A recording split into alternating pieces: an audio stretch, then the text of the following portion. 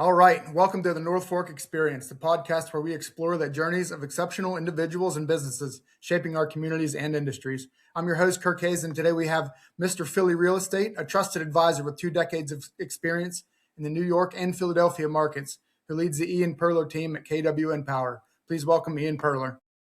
Thank you for having me. I'm happy to be here today. Ian, it's fantastic to have you. Let's dive right into your North Fork experience here.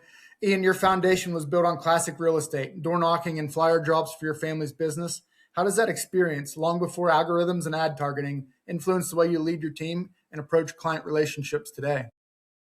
My business, as you said, was built on door knocking with my mom when I was a young kid in New York. I learned a lot just about business and life and people, and then it's carried over for, God, it's crazy to say 20 years now, over 20 years, but the business has definitely changed a lot. I mean, my mom was doing like MLS sheets and stuff then. Yeah. When I started, the MLS was a thing, but it was very different than it is today. And Zillow and all those didn't exist. It's evolved, I think, in a great way for consumers and clients. There's a lot more information for them, which is, I think, an awesome thing. But yeah, the personal touch and helping them through the process and guiding them, I feel like that hasn't changed. And the help that people need before, during, and after the sale of a house or a purchase of a home, it is something, you need a trusted advisor that no algorithm or AI bot could help with. Absolutely. And yeah, I really like that you came up knocking on doors. Real estate is so, it's such a people business. You're moving buildings at the end of the day, you're moving properties, but it's about connecting people with those right properties. And a lot of times it means a lot about reading people. And when you're knocking on doors, getting that firsthand experience with people, it helps you build those connections, see what people really need, and I'm sure that really helped you a lot along your journey there. Yeah, couple crazy dog attacks. You survive. Yeah, I'm sure you ran into all sorts of stuff there. Yeah, I don't doubt that at all. You see a lot of interesting things in this world being a realtor. Yeah, Yes, that's for sure. no doubt on that. Yeah, I can imagine. So you established yourself as a top producing agent in New York City before relocating to Philadelphia. What was the biggest difference you noticed between the NYC and Philly markets, and how do you adapt your strategy to become Mr. Philly Real Estate?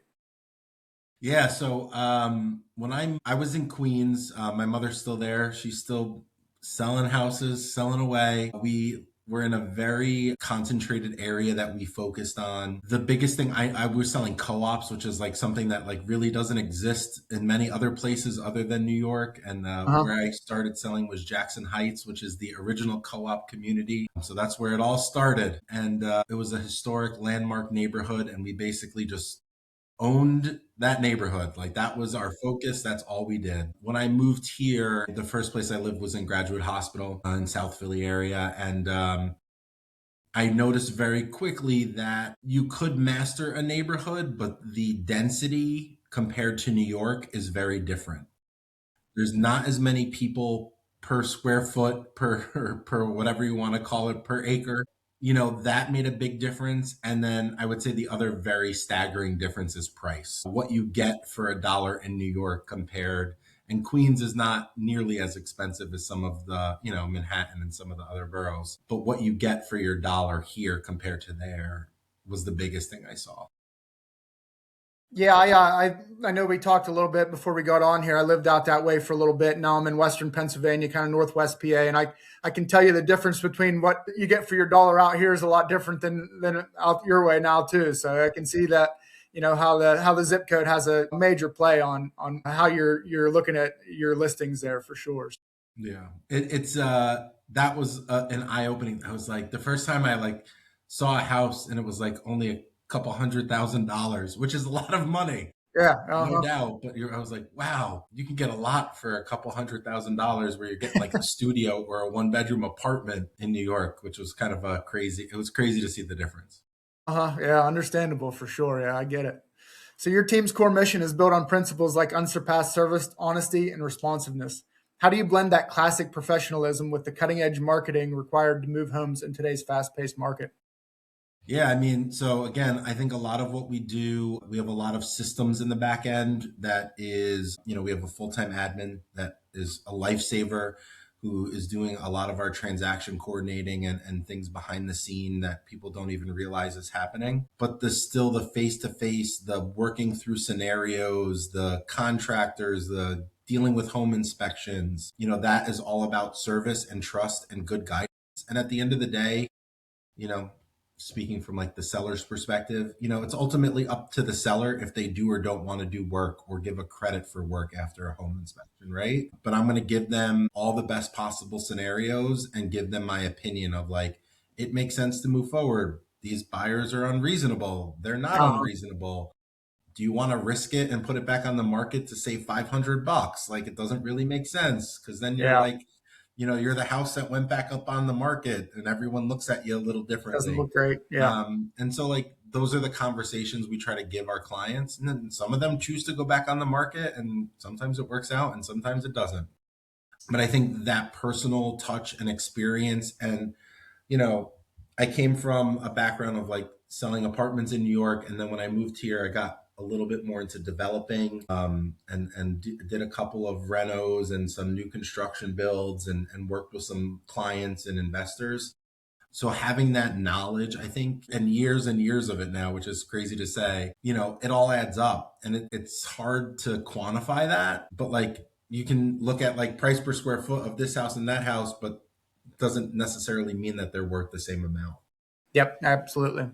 Yeah, and it takes someone with that experience to sift through those details and really see what the differences are between those two things. And maybe it's location, one's in has a little bit of a better zip code that, that changes that price per square foot, or maybe it's fixtures or something like that, and it's really just, you need someone with that experience that can really guide you through that process. And it's, you keep bringing I, up those I, 20 uh, years, and yeah, it's nice to have that.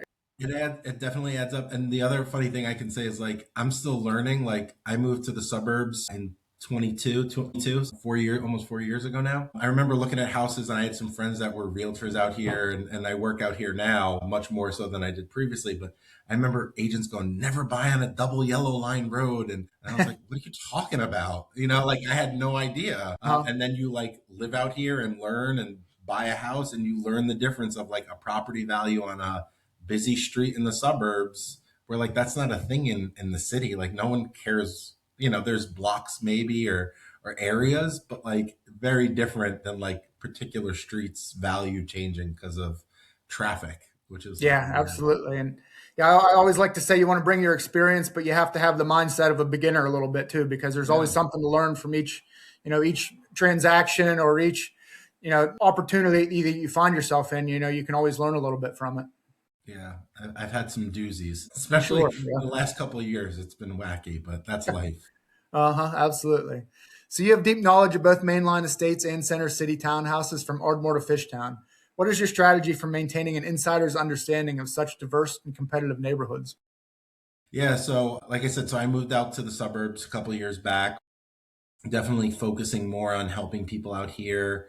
I think it was like a natural progression of like my age and friend group, and kind of where I'm at, that a lot of people I knew in the city were moving out here with children, or they were moving out here for work, or to get more space because they're now working from home and wanted a second bedroom and a home gym, and a yard and a pool and all those things. And so my business shifted, but being that I run a team and I have three other full-time agents on my team, and I actually have a new agent who's hopefully joining us in the process of getting licensed. So we're Perfect. Yeah, always trying to get a little bit bigger and expand. absolutely. you know I think that helps in that, like, they live in the city. Cecilia on my team's from South Jersey, and so is Kat, so they have New Jersey experience, so we do a little bit over the bridge in Jersey, but the majority of our stuff is still in the city. And so, it's just, it's something that didn't happen overnight. Like, I did not have the, like, it took years, and there's still things, like, I've had so many weird scenarios this year that I've leaned on other agents in my office for, where like we go under contract and the buyer never puts their deposit down and they disappear, and I Uh-huh. can't, no one can find them. And I've had it happen multiple times this year, or they just don't show up to closing, or whatever the scenario. Like, it seems like there's just been a lot of that. And so, like, over time, you have one of these scenarios happen, and you learn from it, and you put it in your back pocket for the next time. And it's something like, And Kat is the newest agent on our team. And she's been with me a couple of years now. And she's still learning. And like, even that, like, I, from year one to year two, the amount, like, she went, like, the amount of knowledge she gained was amazing, right? And then it continues, right? And then, like, your scenarios change, what you're doing changes, and your general knowledge. It just, it's time and it's a lot of effort, and definitely spent a lot of time, like when I moved to Philly, learning all the neighborhoods of Philly. Like I Yeah. didn't know Yep. any, I knew where Uh-huh. I was living and that was it. And so I think it just takes time and a little bit of effort. Yeah, I feel like real estate's one of those things where you see some people jump in sometimes and they say, "Oh, I'll figure it out, just buy some houses, learn to sell some houses and stuff." And man, it really takes a lot of effort if you want to truly be successful at it, to learn the neighborhoods, to learn how the transactions are going to go, to learn the pitfalls to look out for. And it's just, it's not something that you can just jump into and kind of, just be successful at quick. I feel like you got to really dig your heels in and put the work in to make that happen for you. Yeah. I mean, 100%. I always tell people that are like getting licensed, join a team with an agent that you know or that you like, who's going to actually train you and put the effort in, or find an office that does a lot of education. Yep. And that's part of the reason, like, I switched over to my office several years back as I was forming my team. Tons of education. I mean, there's classes every couple, once a week. We have a training day. There's classes. There's always someone in there that wants to help, because you can do it part time, but it's really hard. I mean, if you're really dependent on it as your job and it is your income, you got to be in it and you got to learn every day and you got to continue to grow, and it's not as easy as people on the internet make it seem. Yeah, it's really tough to put a price tag on how valuable those mentors are when you have that, when you're working in something like that. So I can see the value in that for They sure. change over time, the people change, who it is, you might outgrow them, or they, you, who knows, right? Like, or your business might shift or you might move, but I mean, you take what you get from them. And most people I've noticed in this business who are really successful want to help other people be successful. Yeah, I think that's part of it too. That real estate agents, from what I've seen, really, really good people, really easy to talk to, and it really does seem like they look out for people, and really want to see people do well, whether it's their clients or people that they're working with. Yeah, definitely. So your team works with first time buyers, investors, and developers. What is the key difference in negotiation and communication approach required when representing a first time buyer versus a seasoned developer? Yeah, I feel like we kind of hit on some of it, but A little bit, yeah. so I would say, like, a first time home buyer or like a move up buyer or kind of any person who's buying their primary residence, there's definitely much more of an emotional attachment to it, right? Like, they're buying their home, they're going to live there. First time home buyers, definitely heavy on the education. My goal is, and I always tell them and tell people, like, I want you to understand what you're signing. Like, I don't want to just send you something in DocuSign that you signed because I told you to sign it, right? Like, I want you to actually, like, kind of understand. Like, DocuSign's a great tool, but like, you also need to understand what you're signing. Like, you have to understand what's happening and kind of the process. Yep. Investors and developers, sometimes $5,000 or $10,000 can make or break a deal if the numbers are tight. And it's hard to, even if you think it makes sense financially, for them to think it makes sense. Yep. And then the way they look at things, it's much more dollars and cents. Absolutely. Yeah. And it's going to cost me X to do this, and I want to make 20%, and that's my number, and that's it. Yeah. Or, some of them are, and then I've dealt with other developers who I don't know how they make money. Like, they put in crazy high offers, and I'm like, you're paying way too much for this, and somehow they figure it out. Uh, I don't want to know what they do, but yeah. you know, Some black I feel magic like in there. that's kind of the major difference is you have, like, the home buyer is much more, or seller is much more attached to the home. It's somewhere they're going to live and call home and go to sleep at night. And maybe it's for 5 years and maybe it's for many years. So there's a different attachment to it compared to, like, someone who's just looking at it as a business opportunity. Yeah, it's the emotion versus the dollars and cents, and you got to kind of be able to connect with both of those people, so to be successful in what you're doing there. So Yeah, not that I was a big time developer, but like building some stuff and doing some flips and some rehabs and having that knowledge, I feel like helps me on both ends, right? Like I Yeah, can absolutely. talk to a first time home buyer who looks at it and goes, "Oh my God, I have to paint this house. It's going to cost $1 million to do it." And be like, "No, it's not. You can buy your friend some pizza and you can slap some paint on it Yeah, definitely. and cost you a couple $100, and you can have those conversations with a much better base of knowledge. Uh-huh. Absolutely. So you Best thing you emphasize can make ever do when you buy a house. Get some yeah. friends a pizza and beer and paint the walls.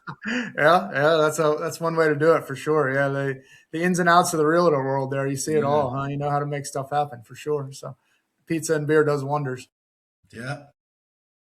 So you emphasize making the buying or selling process feel smooth, intentional, and even fun. What is one specific system or habit you rely on to manage the high stakes stress of a transaction while keeping the client experience enjoyable? Yeah. So Marianne, who's our transaction coordinator and kind of the behind the scenes person for us, she's what kind of makes all those wheels spin in the background. So there's a lot. I feel like NAR changes it every couple of years, but there was like 170 something things that happened during a transaction. I think it's Uh-huh. 100. One day I'm going to remember what it is so I can tell. Yeah. Committed to There's a memory. lot that happens. We Yep. could just say it's a Absolutely. lot, Yep. and Marianne's in the background, kind of coordinating deposits and handling all the paperwork and making sure you don't miss contract dates and all those kind of important things that a lot of people don't realize has to happen. And we as the realtor are responsible for that. So that's how we take a lot of it, is a lot of systems and just making sure that all our ducks are in a row for every transaction. We email people constantly.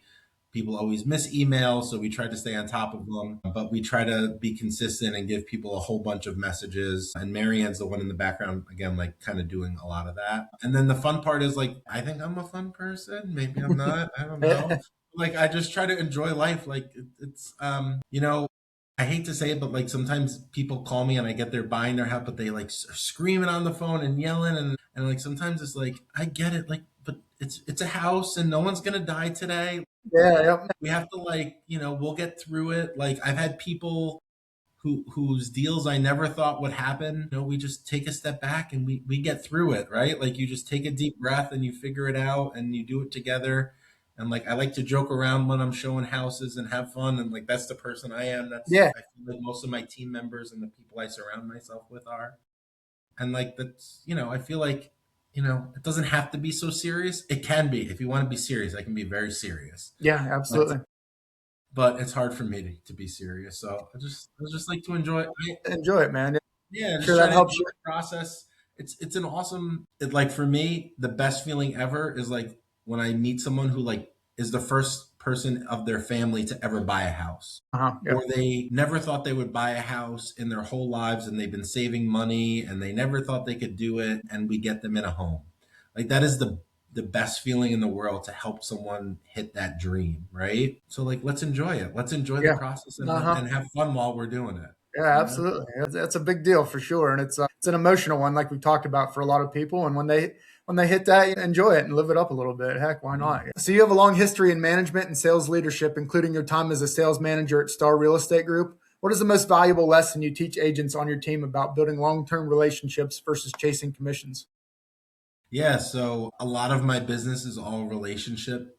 I mean, I've definitely walked away from deals, or advised my clients to walk away from many houses where I obviously didn't make any money because they didn't buy anything, to keep the relationship and to keep that. So I mean, and it can be really hard when you need Yeah, that next paycheck and you've put many hours into a transaction. So I think there's something to be said for being honest, always being truthful, and always leading with trying to just do right by people, yeah, yep, whether they're buying or selling or investing, and it builds your reputation. And that's, you know, yes, you can get online leads, and yes, you can do this, but at the end of the day, if you want a long-term successful agent business, or as a solo agent or a team leader or whatever you may want to aspire to be, like it is about your reputation with yourself, within your like group of sphere, but also within like the professional community, right? yeah, Like yep,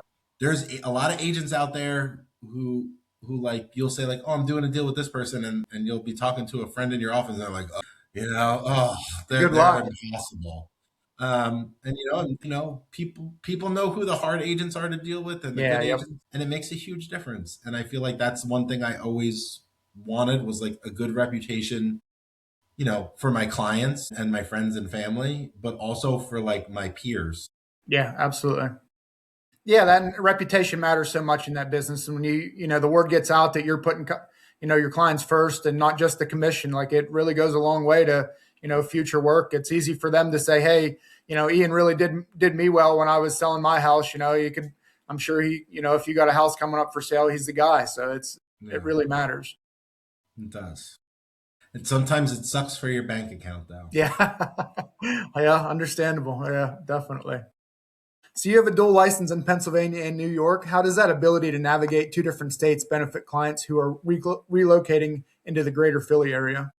Yeah, so my New York license, I wish I still really used it, but Yeah. I originally was licensed in New York and then moved here. So, I mean, I do use it. I have some referrals I give out, but I think there was more of like the knowledge I gained starting there. And that was where I was originally licensed. And then it came over to PA. But we do sell in South Jersey. Like I said, Cecilia on our team's licensed in Jersey and PA. It makes a difference, being able to help someone sell their house in Philly and move to the Jersey suburbs or buy a shore house as a secondary home. It's something that like we love being able to like continue to help our clients that know, like, and trust us. And if I can't serve them right, like I really, again, like back to like that reputation, like I network all the time with agents all over the place. And I mean, we've referred people in Arizona and California and Tennessee and Florida and all over the place, places you would never think of. Uh-huh. Yep. And I mean, that's all built on like me knowing agents in other neighborhoods and building those relationships. So I always, that's kind of, we just want to make sure that like whoever comes to us, we're able to serve them and help them and at least point them in the right direction, even if it isn't us. Absolutely. So looking ahead, what key trends or shifts do you anticipate in the greater real estate market, especially concerning the demand for investment properties or the integration of new technology? Yeah, so I mean, I think so. Philly has always been a very neighborhood centric city. And so there's definitely trends in like areas that are getting tons of more development or money poured into them. I would say, like, overall, I've noticed that like smaller condos and high rises aren't doing as well as single family homes. And I think part of that is just the new world we live in post COVID. A lot of people are working from home a couple days a week or full time now. They want more space. The years of like needing a doorman and for your like dry cleaning delivery and boxes and packages, and like, yes, it's great, but like, do you want to spend $600 a month on that or get like an Amazon block box and put it outside of your house? So as technology has changed, I think, and how we work and live and kind of operate as people, I feel like it's shifted kind of the way we've used the housing stock within the Yep. city. Absolutely. And then I would say on the outskirts of like the suburbs, it was crazy. I remember like years ago, people like, everyone was like, forget about McMahon, like small, efficient micro apartments and all that. And like the suburbs and McMansions were not a thing. I feel like now it's the opposite. Like everyone I talk to is like, I want a room for my kid. I want a room for my gym. I want a home office. I Uh-huh. want a sauna. I want like what it's like people want rooms for a Peloton room.